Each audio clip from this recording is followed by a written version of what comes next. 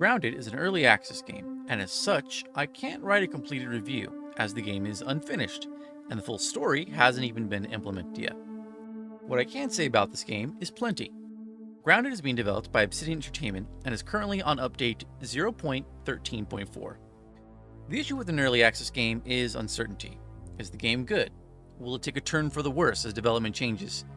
Is the developer going to just up and disappear? Thankfully, Obsidian Entertainment is a reputable studio with a long history, and the game has been dated for completion September of this year.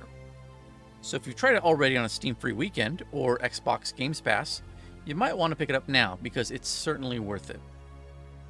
Grounded has clearly been inspired by the 1989 film Honey, I Shrunk the Kids.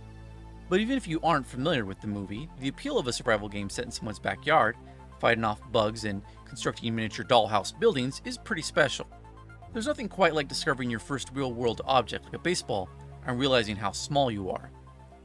The gameplay mechanics are rock solid. The player can craft a bounty of different gear, weapons, and survival supplies, as well as upgrade their armor and equipment for greater depth. There's some RPG elements in the form of mutations, which are unlockable perks that give your team abilities like faster movement, increased health, stamina, and resistance to various elements. The player can switch between first and third person camera, as well as play the game in co-op with a friend. That's where it really shines. Adventuring and fighting your way through a web-covered laboratory and handful of spiders is a lot more fun with a friend. Fortunately, there's no backpack upgrade as of yet, so having a buddy to help you scavenge and bring back the sweet loot to base is a great help. Speaking of bases, the game gives the player a lot of options despite being restricted to simple materials like grass, wheat stems, clovers, and clay. There's also great co-op opportunity as the player can build in most areas of the backyard, save for the story progression critical areas.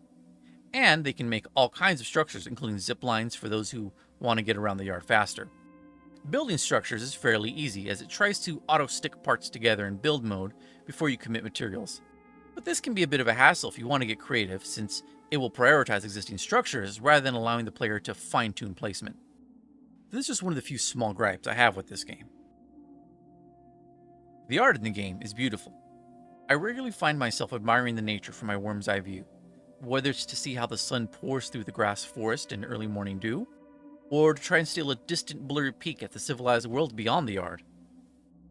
If you aren't tired of the late 80s, early 90s retro aesthetic modern media keeps trying to nostalgia trip us with, you'll probably also find it charming when you occasionally stumble across some token of the civilized world, like kitschy packaging or colorful cartoon-themed juice boxes. The music rounds out the game wonderfully, always adding to the player's experience rather than distracting them.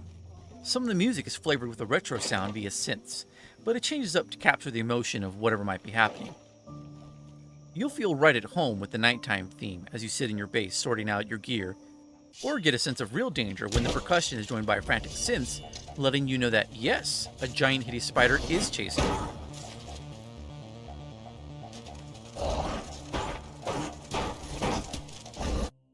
I love games, but it's not often I find myself falling in love with modern titles. Thankfully, Grounded pulls that off even in its nearly finished state.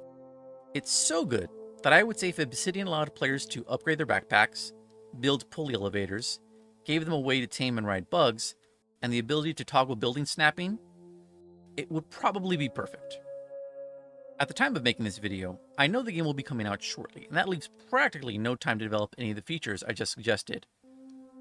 But how about some post-release updates, Obsidian? Please, at least the backpacks. Though it would be absolutely insane to ride a bee mount at the end of the game. Regardless, Grounded is still a very good game, and I'm eager to see what it will become when they finish.